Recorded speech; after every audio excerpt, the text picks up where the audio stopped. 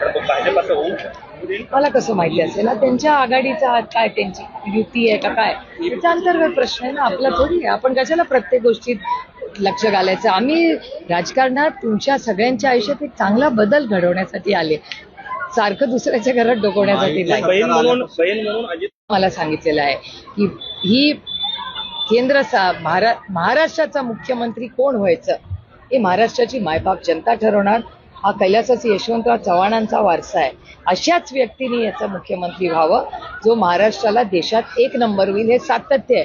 मग कोणीही असू दे, त्यांनी महाराष्ट्राला देशात एक नंबर व्हावं. कुणाचंही राज्य असावं, कोणीही व्यक्ती ती असावं. कोण महाराष्ट्राला एक नंबर पोहोचवेल असं तुम्हाला वाटतं? विचार करून उत्तर देईन, डेटा करून.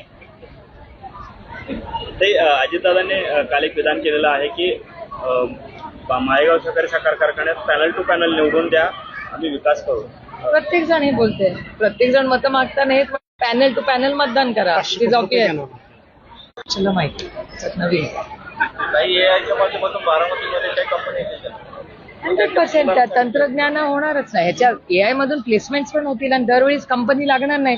कदाचित तिथून डेटा नाही डेटा सेंटरचं काम इथून येऊ शकतं. आणि बाहेर जायचे तर कसं आहे, तुम्हाला सांगू मी खरं, मी अशा बाबतीत खूप लिबरल थिंकिंग आहे.